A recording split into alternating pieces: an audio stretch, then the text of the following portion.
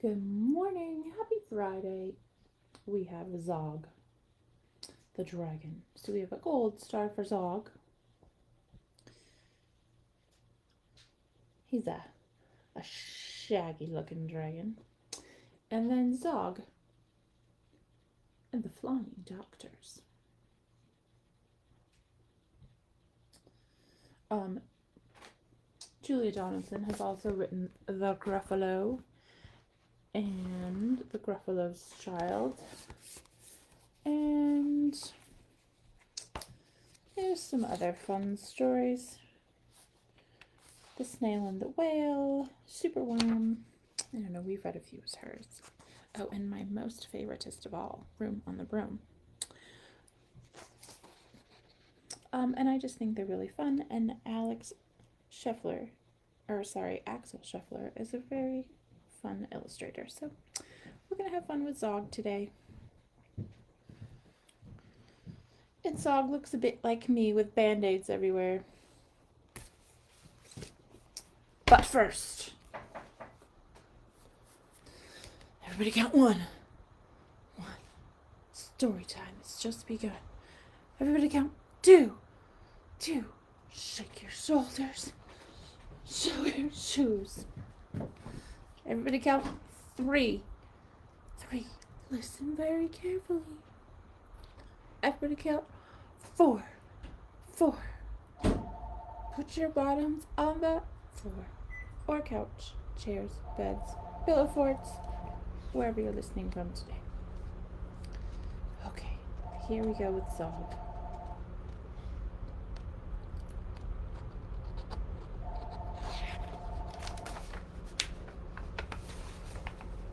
A gold star for Zog.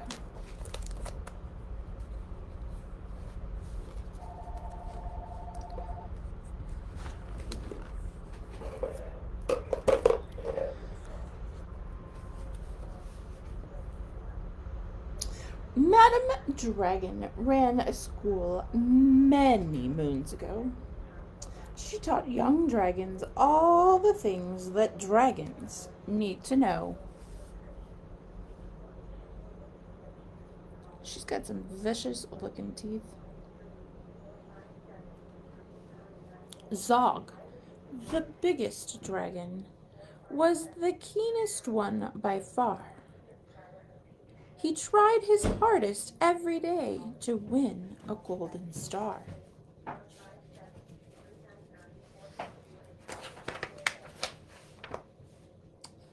All the dragons in year one were learning how to fly. Hi! Said Madam Dragon, way up in the sky. Now that you've been shown, you can practice on your own, and you'll all be expert flyers by the time you're fully grown. Zog went off to practice, flying fast and free. He soared and swooped and looped the loop, then crashed into a tree.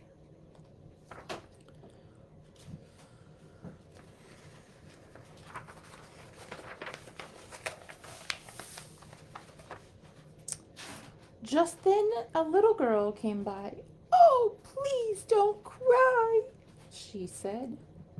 "Perhaps you'd like a nice sticky bandage for your head?"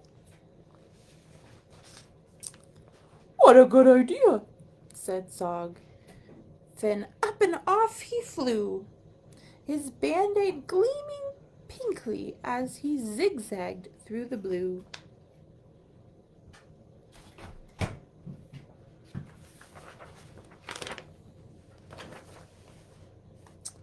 A year went by, and in year two the dragons learned to roar. "More!" said Madam Dragon. "Louder, I implore!" Now that you've been shown, you can practice on your own, and you'll all be champion roarers by the time you're fully grown. Zog went off to practice. He roared with fearsome force. He kept it up for hours on end, but then His throat grew hoarse.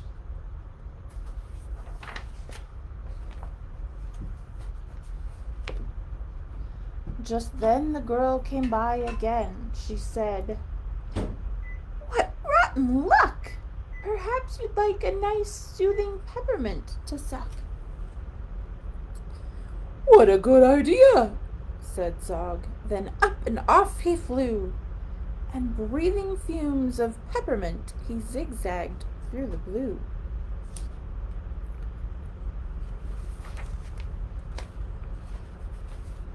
A year went by, and in year 3 the dragons learned to blow. "No," said Madam Dragon, "breathe out fire, not snow. Now that you've been shown, you can practice on your own, and you'll all be breathing bonfires by the time you're fully grown." Zog went off to practice. He blew with all his might. He twirled around in triumph, and his wing tip caught alight. No, it's on fire.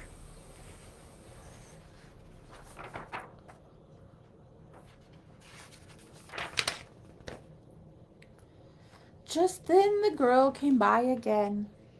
She said, "You poor old thing! Perhaps you'd like a nice stretchy bandage for your wing?"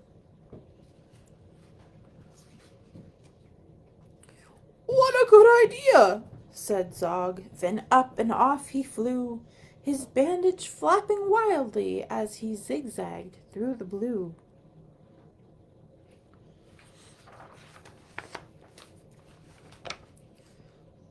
All the year 4 dragons were learning. Can you guess? "Yes," said Madam Dragon, "how to capture a princess."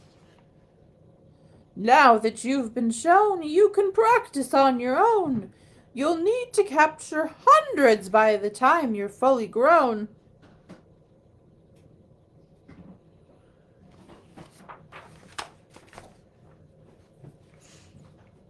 Zog went off to practice. He tried and tried and tried, but he simply couldn't manage.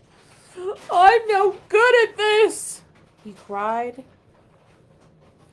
"I'll never win a golden star." Just then he saw the girl. "Perhaps," she said, "you'd like to capture me?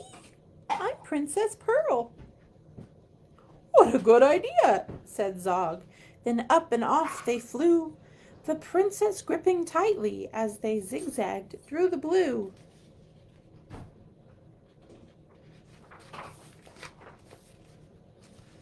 "Ah," said Madam Dragon, "our first princess so far. Congratulations, Zog, my dear. You've won a golden star." Zog was proud and happy, and Pearl felt good as well. She took the dragon's temperatures and nursed them when they fell.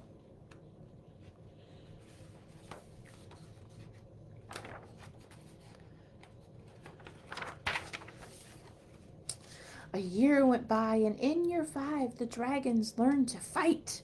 Ooh. "Right," said Madam Dragon. "Here comes a real live knight." Up spoke the knight. "My name," he said, "is Gadabout the Great. I've come to rescue Princess Pearl. I hope I'm not too late."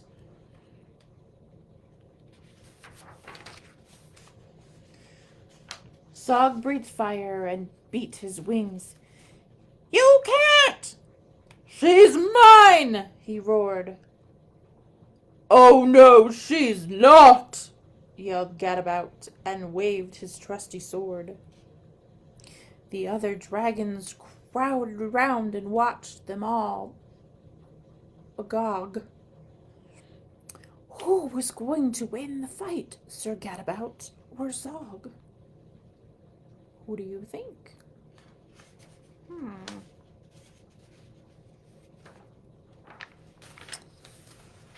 Then Princess Pearl stepped forward, crying, "Stop! You silly chumps! The world's already far too full of cuts and burns and bumps. Don't rescue me! I won't go back to being a princess and prancing round the palace in a silly frilly dress. I want to be a doctor and travel here and there, listening to people's chests and giving them my care." "Me too!" exclaimed the knight, and took his helmet off his head.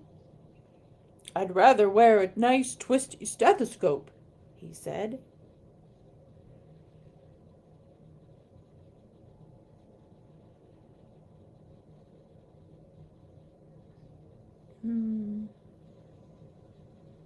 "Perhaps, princess, you'll train me up?"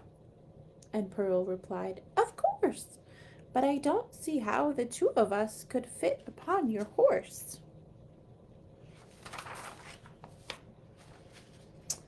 Then Zog said, "Flying doctors, I'd love to join the crew. If you'll let me be your ambulance, then I can carry you." "Bravo!" said Madame Dragon. "An excellent career!" And all the Year 5 dragons gave a loud, resounding cheer. Then Madame Dragon told the horse, "I really hope you'll stay. I'll let you be my pupil's pet and feed you lots of hay." "What a good idea!" said Zog. Then up and off he flew, the flying doctors waving as they zigzagged through the blue.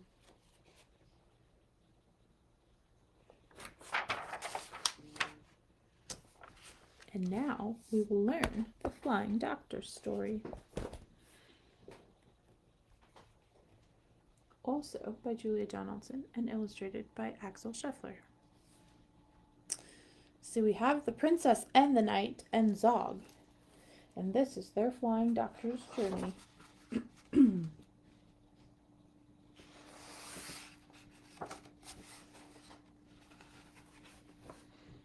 Meet the Flying Doctors, a dragon knight and girl. Their names are Gadabout the Great, and Zog, and Princess Pearl. Pearl gives people medicine and pills and vaccinations, and Gadabout is expert at performing operations. Zog is good at flying, though not quite so good at landing. Yikes. But Gadabout and Princess Pearl are always understanding.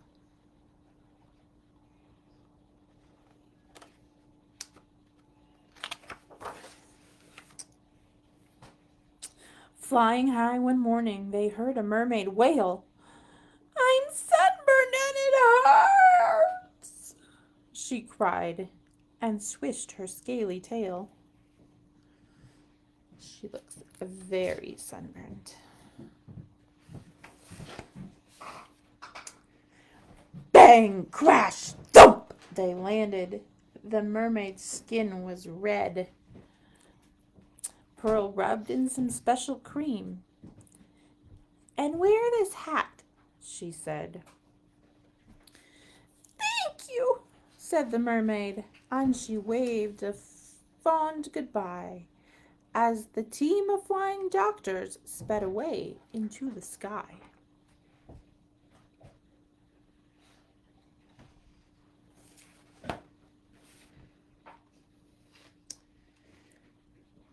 As the sun rose higher, they saw a unicorn. He pawed the ground and whinnied, "I've grown an extra horn." Bang, crash, thud! They landed. "I'll help you," said the knight, and he cut the horn off gently to the unicorn's delight. "Thank you," said the unicorn, "for taking so much care." And the team of flying doctors sped away into the air. Extra horn? Oh dear. Halfway through the afternoon, they heard a lion sneeze. I've got the flu, said the lion roared. Can someone help me, please? Bang, crash, thump, they landed. And Pearl said, "Take this pill, and do keep warm. That's terribly important when you're ill."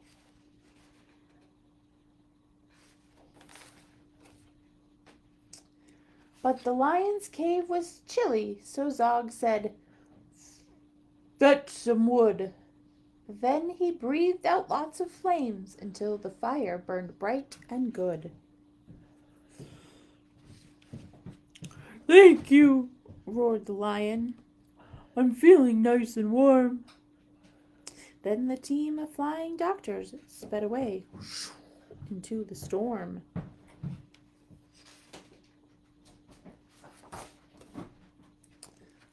As evening fell, they saw a great big palace down below. "My uncle's house," said Princess Pearl. "Let's go and say hello."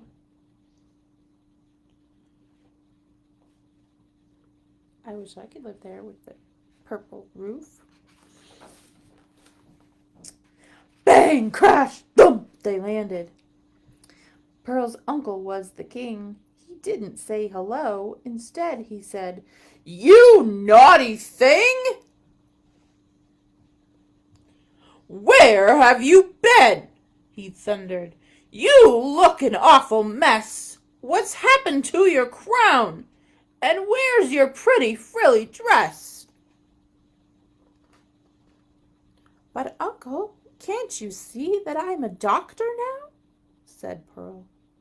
The king replied, Princesses can't be doctors, silly girl. Wrong-o. He told his men to seize her and to lock her up inside. Princess Pearl was furious. She stomped and stormed and cried. Weeks went by, and Princess Pearl spent many weary hours sewing pretty cushions and arranging pretty flowers. The others tried to rescue her with all their might and main, but they simply couldn't manage. All their efforts were in vain.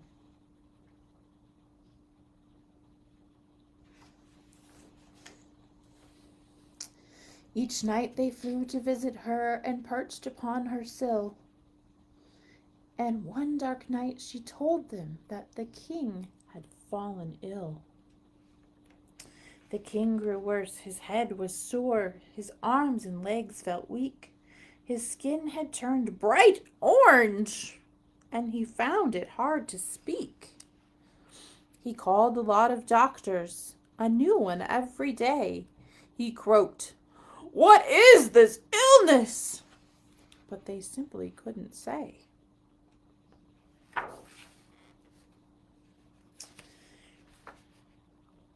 They didn't know the answer, but Pearl was pretty sure. It looks like orange fever, and she read about the cure. Grated horn of unicorn, a mighty lion's sneeze, some mermaid scales, a little slime, and half a pound of cheese. She told the others what to get. "And do be very quick. My uncle could be dying, and he looks extremely sick." Away flew Zog and Gadabout. They reached the lion's den. Bang, crash, thump! They landed. He sneezed for them, and then they flew back to the forest, where the grateful unicorn was very pleased to give them his unwanted sawed-off horn. Back to the mermaid's rock they flew. She gladly gave some scales, and her sea snail friends allowed them to collect their slimy trails. Zog said, I'm exhausted, but he flew and flew until... Bang, crash, thump! They landed on the bedroom windowsill. Princess Pearl said thank you for the scales, the slime, the sneeze, and the horn, which she then grated up with 1/2 pound of cheese. She tiptoed to her uncle's room. The king lay in his bed. She held a spoonful to his mouth. Now open wide, she said. After just one spoonful, her uncle felt much stronger. And after spoonful 2, he wasn't orange any longer. After spoonful 3, the king was dancing with delight. Princesses can be doctors! You were absolutely right! I'm sorry that I locked you up. Of course you must go free. But do come back to visit me and bring your friends to tea. Hooray! Cried Pearl, and out she ran to join the others. Then off into the sunset sped the flying doctor crew.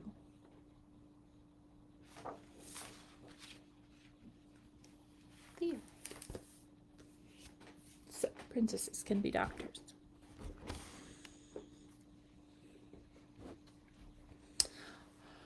Okay, we have a little 5 green dragons, because, or they can be orange or red or blue or whatever color, but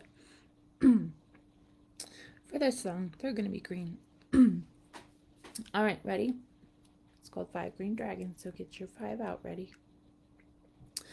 5 green dragons making such a roar. One danced away, and then there were 4. 4 green dragons dancing round a tree. One danced away, whoop, and then there were 3. 3 green dragons dancing around you. One danced away, and then there were 2. 2 green dragons dancing in the sun. One danced away, and then there was 1. 1 green dragon having lots of fun. She danced away, and then there were none. Should we do it one more time? Let's change the color. We're gonna do orange because Zog was orange. Ready? 5 orange dragons making such a roar. One danced away, and then there were 4. 4 orange dragons dancing round a tree. One danced away, and then there were 3. 3 green orange dragons dancing around you. One danced away, and then there were 2. 2 orange dragons dancing around the sun. One danced away, and then, there was 1. 1 orange dragon having lots of fun. She danced away, and then there were none. All right, that's all I have for you today. I hope you enjoyed Zog. He's a pretty cool dragon. So, I will be back on Monday with, let's see, what am I reading on Monday?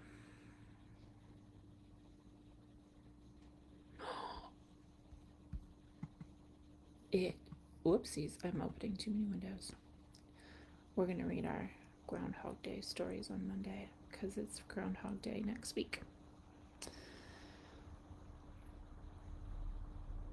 But first, that's all I have. So it's time to get your alligator mouths all nice and stretched out.